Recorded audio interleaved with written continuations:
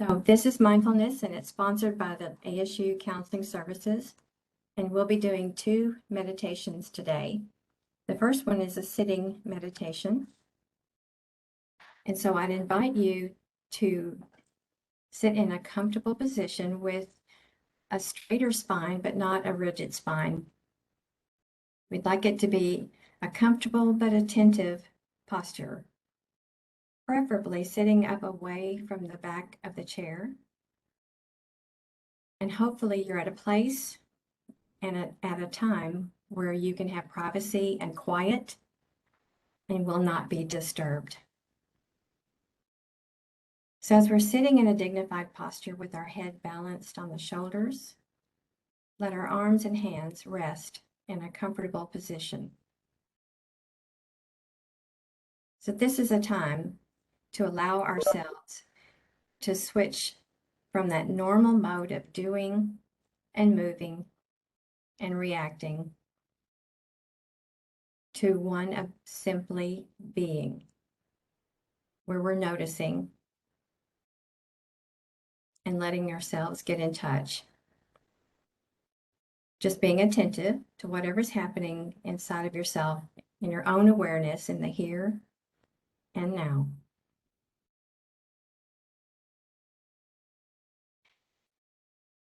So now as you sit, just noticing the sensations of breath. Noticing how your abdomen moves on each in-breath and then changes again on the out-breath.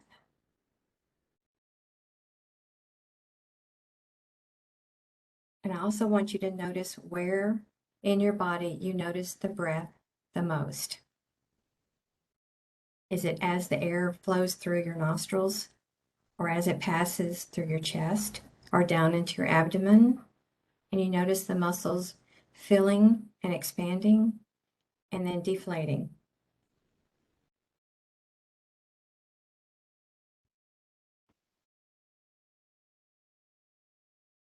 Bringing your awareness to whichever part of your breath cycle and wherever it is the most vivid that you feel the breath or the air. Some people feel it in their tummy, some in their chest, some as their shoulders rise and fall, and some notice the temperature change as air comes in their nostrils. It's slightly cooler. So just noticing your breath for a couple of cycles.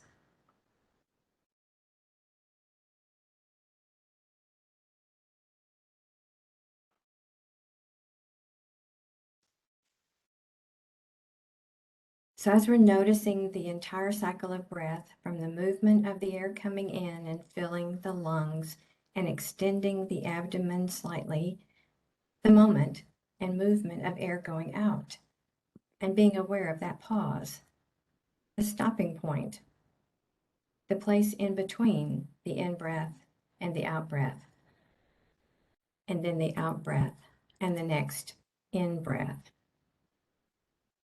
Noticing that it's all one movement, even through the changing direction. Just notice where the pause is.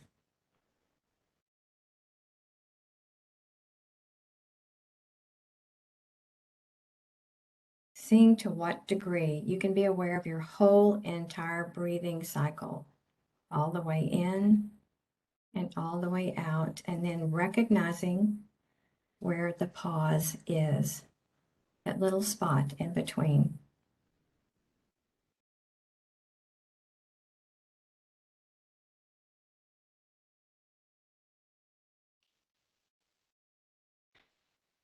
We also notice that each breathing cycle is unique and distinct. They are usually not the same. There are differences that we can notice.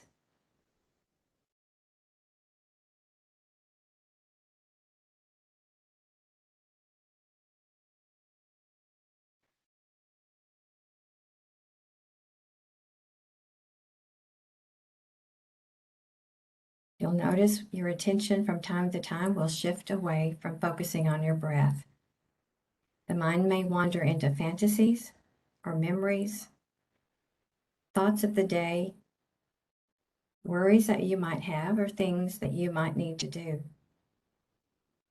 So without giving yourself a hard time when you notice that that's happened, gently and firmly escort your attention back to awareness of the breath.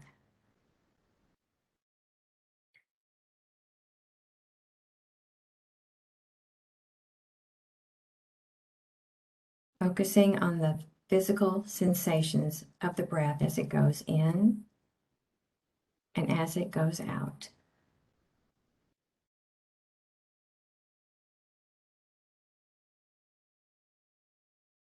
Being aware of where the mind goes and then gently shifting your awareness back to the physical sensations of the breath.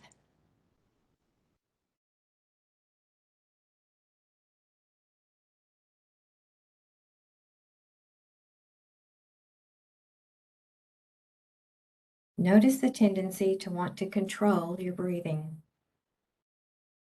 So instead, letting the quality of attention to be light and easy, one of simply observing and noticing.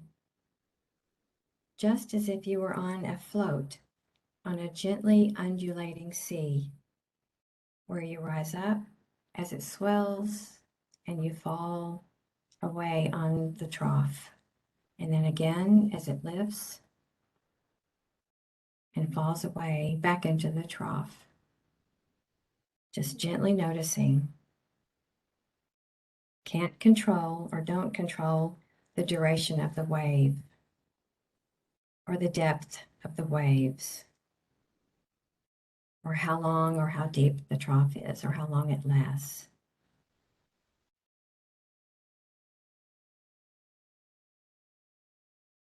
And anytime your attention shifts, just gently coming back to sensations of breathing.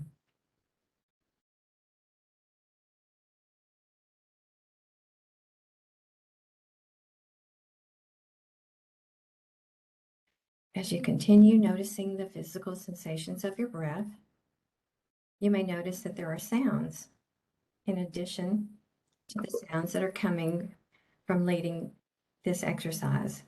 You may hear traffic or movement next door or music or something else that's going on and creating sound. But just noticing that your attention moved to the perception of sound. And then just staying with it long enough to notice the quality of the sound.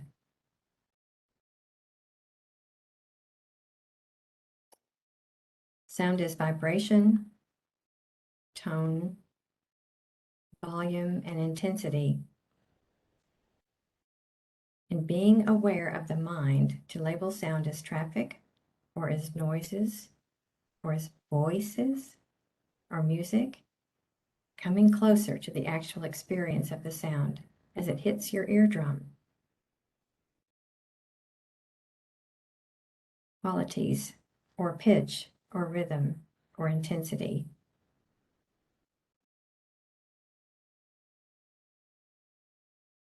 Separating out the actual reception of sound from the labels that we put on them.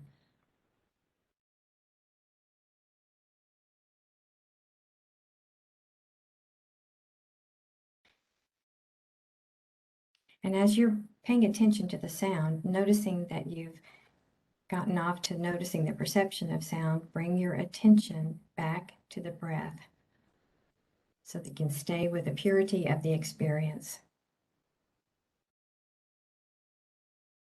Our breath is our anchor of awareness. And when our awareness goes somewhere else, we use the breath to bring it back.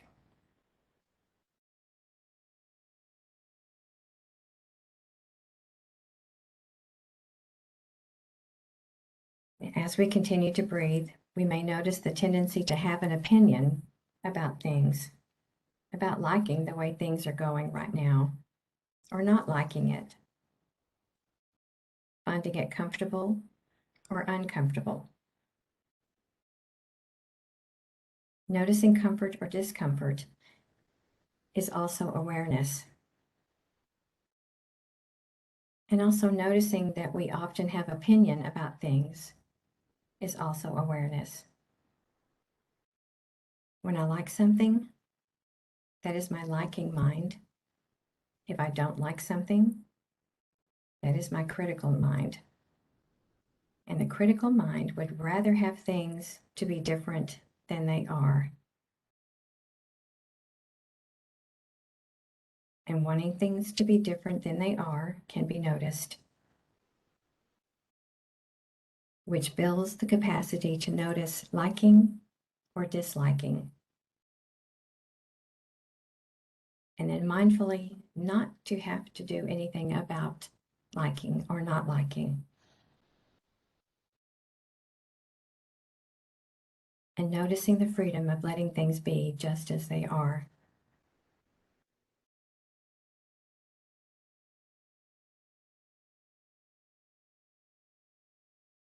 You may notice your attention shifting to body sensations of achiness or discomfort or tension or fatigue. And as you notice these sensations of discomfort that happen for you, there's several things you can do. One is, if that discomfort can be remedied by shifting a little bit, is to allow yourself to be aware of that thought, but not doing it just yet. Once you're aware of where the discomfort is, developing the intention to move, and then moving mindfully. That's one way to deal with a strong sensation. A second way, and neither one is better than the other, is to bring full awareness to all parts of that achy sensation, noticing it in its fullness, being curious about the extent of it, being curious about your reaction to it. Just noticing the actual physical sensation of tension, tingling, tightness, fatigue, or any part of it. So that the second way of dealing with a strong sensation is to be fully aware and in the sensation, noticing all. We find we don't have to label it. We notice where it is. We can stay with it without having to react to it, just for this moment and this moment and this moment.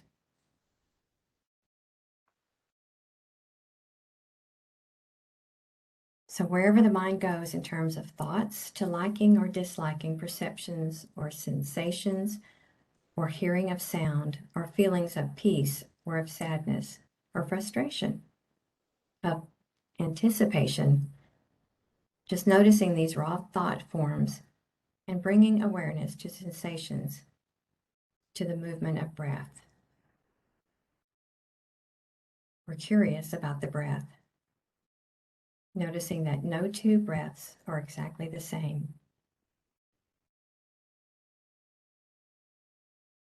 So practicing full awareness of your breathing for just a few moments now by yourselves.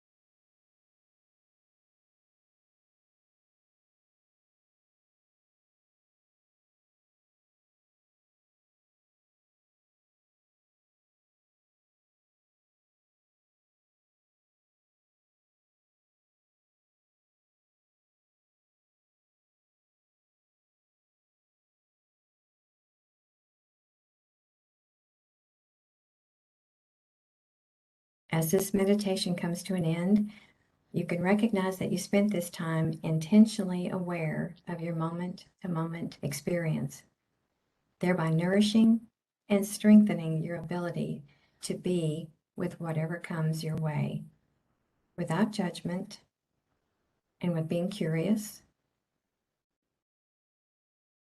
and practicing gratitude for your ability to be fully aware. And as you're ready, if you've had your eyes closed, you can gently begin to open them and let the light in, or shift and stretch and come back to the rest of the meeting. Thank you for participating.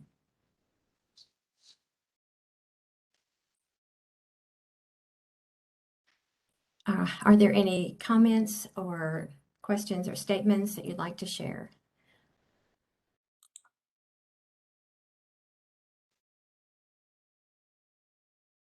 Gracie?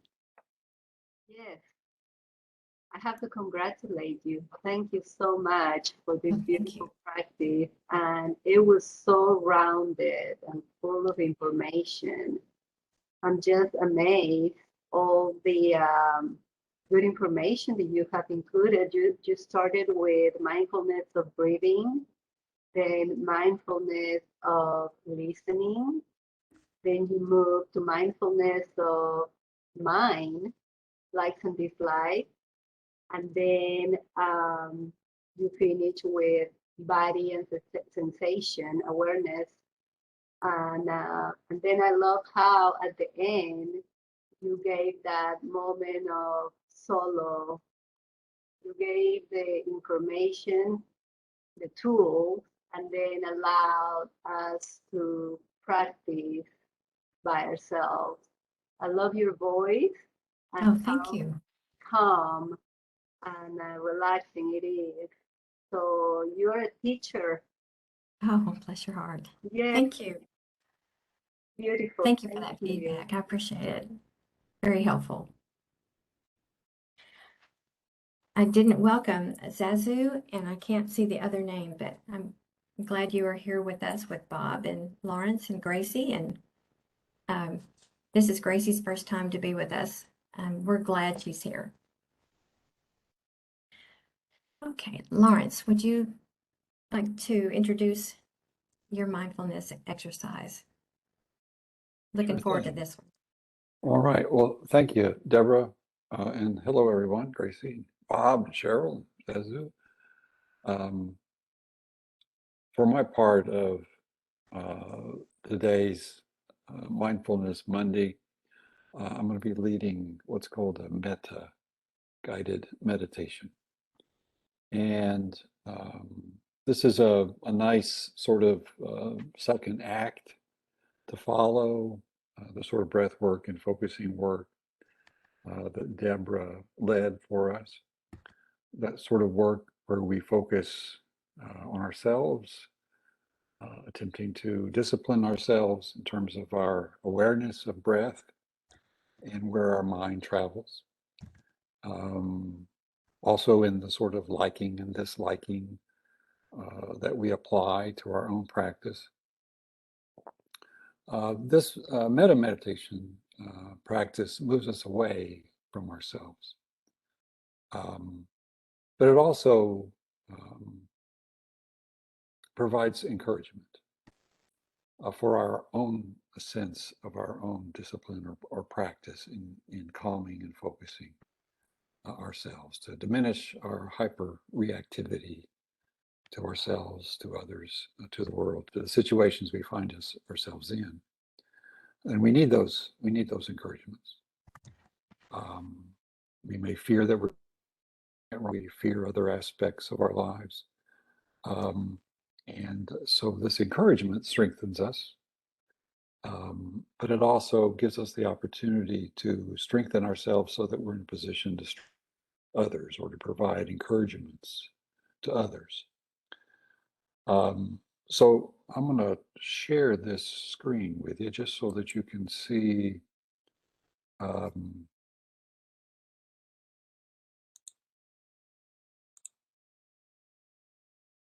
what these encouragements look like.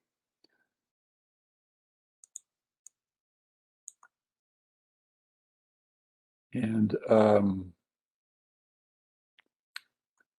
maybe a little smaller.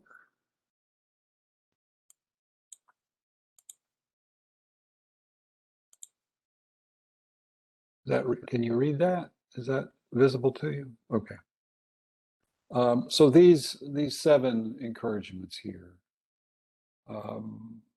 are phrases or sentences that we extend to ourselves and we extend to others. And we first start with extending them to ourselves, and then we extend them to others in turn. And I'll go through those as we go through them. But first, we're going to um, apply them to ourselves. And so I'll say the phrase, and then if you'll just repeat that to yourself silently, and then we'll move on. So these are 7 encouragements, and we begin with may I be safe. So I'll say, may I be safe, and so forth, and then you'll just repeat that to yourself. So may I be safe.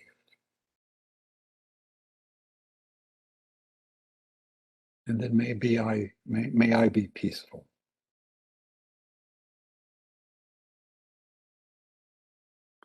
And may I be kind to myself.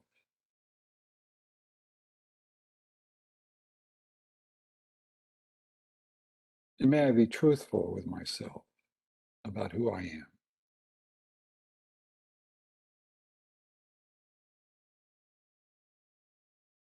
And may I be happy.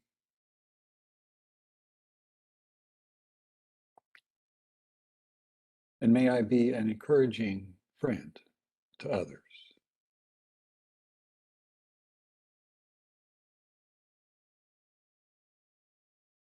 And may I be free.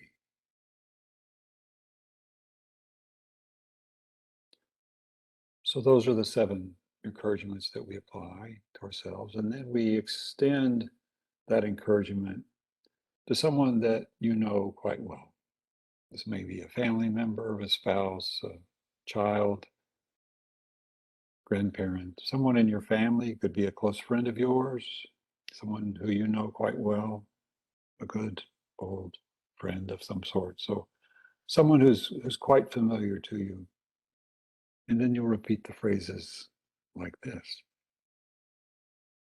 May you be safe.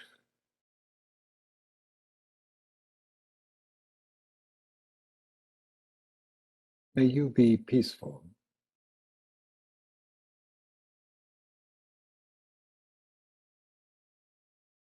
May you be kind to yourself.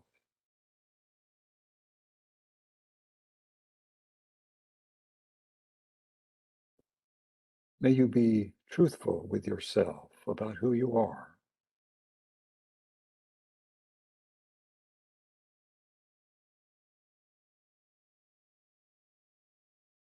And may you be happy.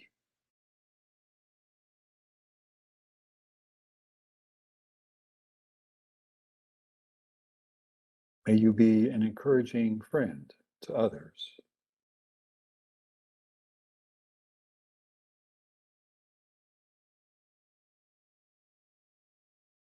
And may you be free.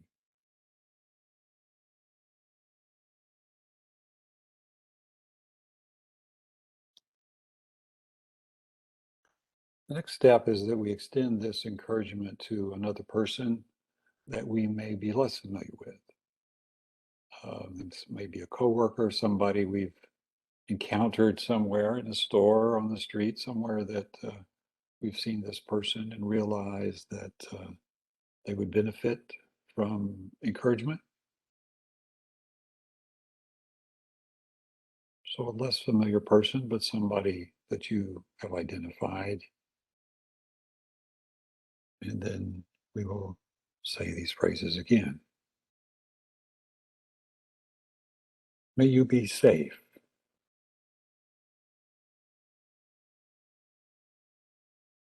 May you be peaceful.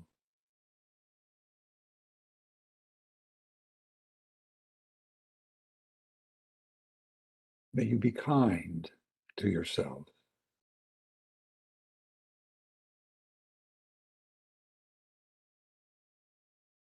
May you be full with yourself about who you are.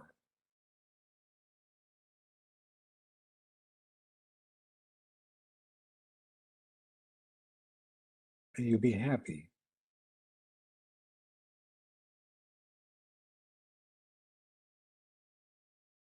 May you be an encouraging friend to others.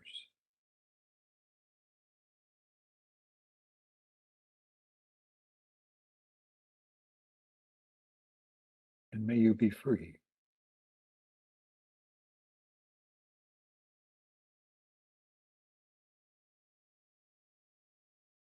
Next, we extend these encouragements to groups of people that we're aware of. These may be people who we can identify in a particular sort of group. These might be immigrants, might be people who are unlike us, maybe people who are like us, could be refugees, could be people in the world who we know are suffering from hunger, oppression of some sort, just some group of people that we're familiar with in terms of their need of encouragement in this particular time.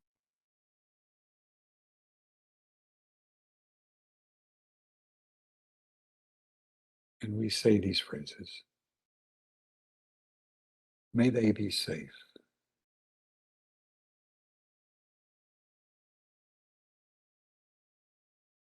May they be peaceful.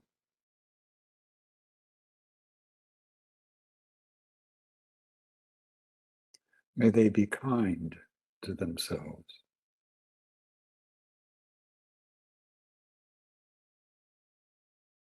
May they be truthful with themselves about who they are.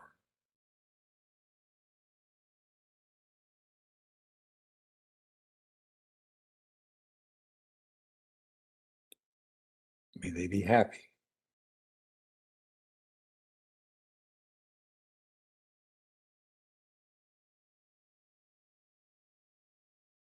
May they be encouraging friends to others.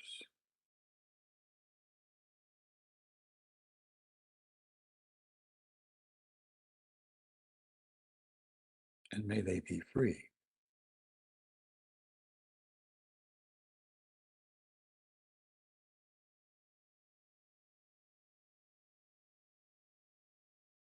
In the next round, we extend these encouragements to everyone, the whole human family around the globe. It may take a little bit of imagination to sort of embrace that family, ourselves included. This is an opportunity to send encouragement to everyone today.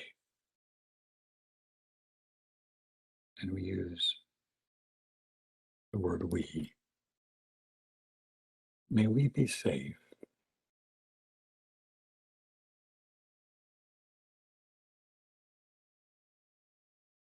May we be peaceful.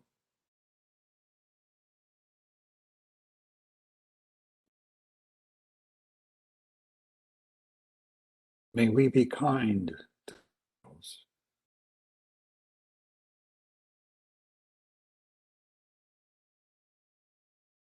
May we be truthful with ourselves about who we are.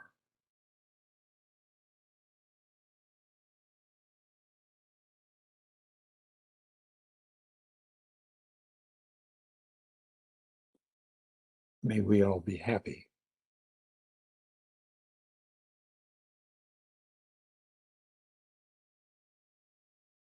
May we be encouraging friends to one another.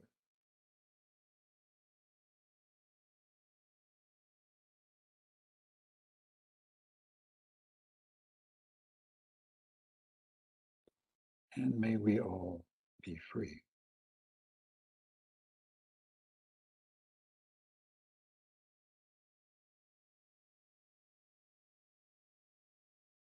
And finally, we return to ourselves again in order to further strengthen ourselves to be in a position to further encourage others. So we return with, may I be safe.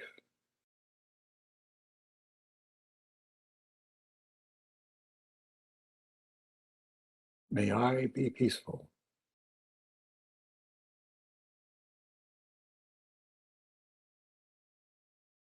May I be kind to myself.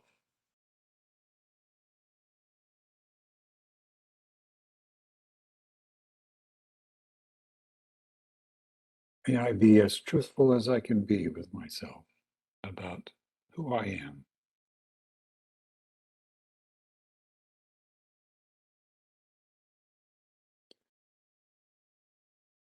May I be happy.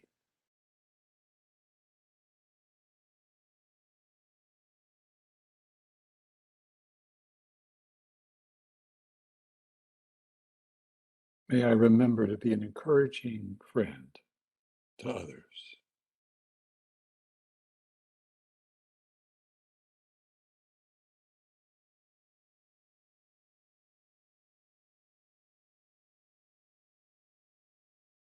And may I be free.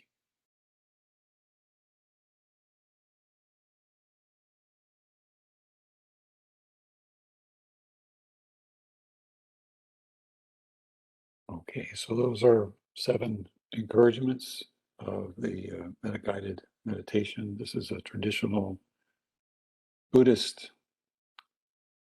guided meditation practice in the loving kindness tradition, meant to serve as encouragements to ourselves and to others.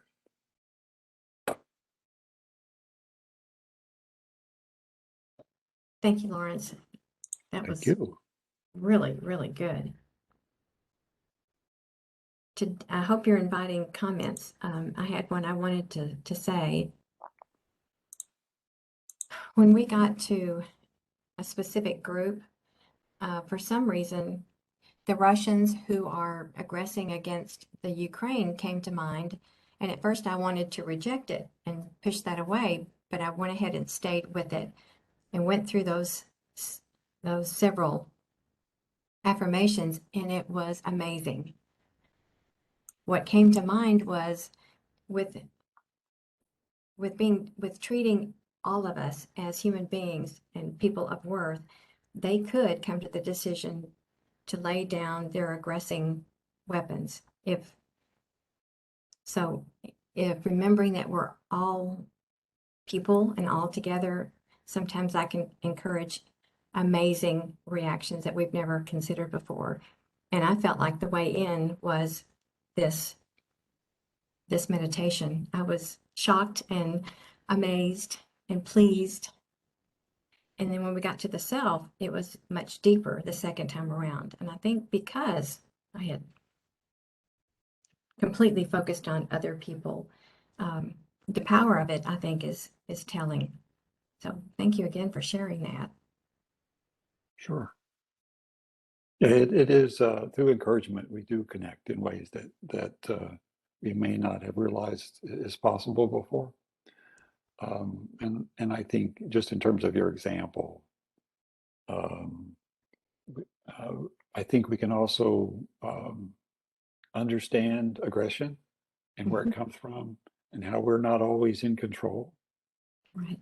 of those aggressive acts that we've committed. Somehow we have gotten into some unfortunate duality, right?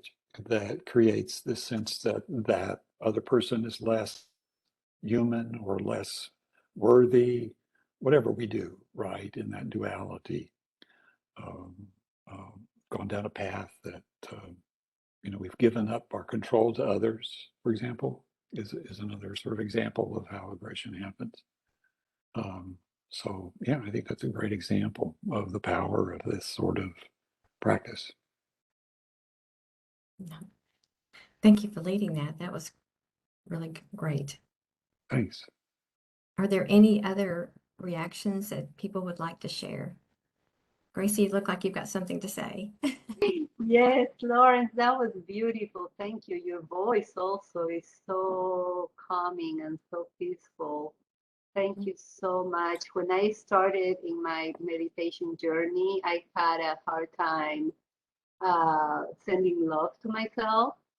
And I didn't realize it, but I did. And as you know, being a mom, You know, I don't know if it's cultural, but the belief is the more that you sacrifice and the less that you think about yourself, the better mom or the better person you are. So I had that preconceived idea. And so it was hard for me to, you know, the concept of giving love to myself um, sounded a little selfish, you know, and I have come to understand now through 8 years of doing a meditation practice is that, you know, it really starts with yourself. If you can't give it to yourself, you cannot give it to others. Like I was explaining it to my brother this morning, it's like you can say, yes, I know how chocolate cake tastes, or you can imagine it, but let's say if you have never eaten chocolate cake, you can imagine how it might taste. You might have read about it and be able to talk about it, but not until you experience it, then, you know, you don't really have the knowledge. So I started by really getting in touch with that love that came from somebody else. Like, for example, I would, because I didn't know how to give it to myself first, I would start like imagining my mother who loves me and start getting in touch with that love that she gave me. So I would think about her and foster that feeling that I felt when she embraced me. And then I would kind of feed on that energy to be able to start and then to do it to myself. And like that, somehow it was easier for me to do it towards others. But so I really do like it how you brought it back to the self towards the end. The second time around, it's a lot more powerful. And they say that metta works in mysterious ways, and it really does. I encourage all of you to practice it because it really works mysteriously. It's a life-changing practice.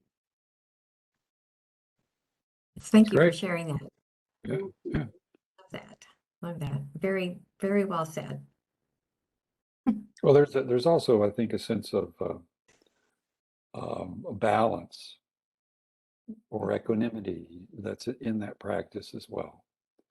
That we find ways to sort of think more and less of ourselves, and more and less of others in ways that's more productive for all of us. And so, uh, you know, and I think that's even what Deborah was guiding us through earlier was this sense of non-reactivity, a sense of balanced response, noticing all the ways that we can that isn't beneficial, right? The liking of the the success or failure of even the practice itself, and so that equanimity, that posture of balance, and as you say, if we have a hard time thinking that we ourselves are worthy, it's going to be difficult to extend that worthiness to others if we aren't ourselves strong and confident in our ability to help others. It's difficult, right? Well said. Funny how we don't notice, you know, like I was talking to my brother earlier and I was just saying that and he was surprised and he said, oh, I don't see you like that. I mean, you have always been very happy. You have always done the right thing, and I can't imagine you feeling that way. And I didn't know either that I felt that way until I started meditating. And then I started noticing that little voice in my head that every now and then would say, you're not worthy, or in other words, that doubt that came. And so a lot of times it goes unnoticed,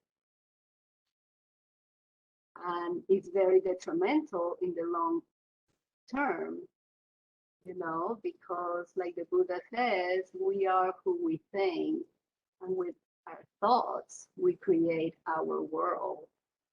So that's, I think, why we practice mindfulness. In order, like you said, for us to be true, not, yes, to others, but most importantly, with ourselves and our life situation and reality. That's good.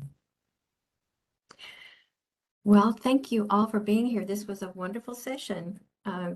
It's good to see everybody. Grace, it was a wonderful day to meet you as well. I'm glad to know you. Looking forward to have much more association with you in the future. Wonderful. Thank you so much for welcoming me. Thank you for having me. Absolutely. We'll look forward to what you lead. So we'll be back May the 2nd at 1, and you'll receive a link that you can join, and I hope you all will, and I hope you all have a good 2 weeks in between. Thank you very much for being here today. Take care. Thank you so much. Bye-bye. Have a great week. You too.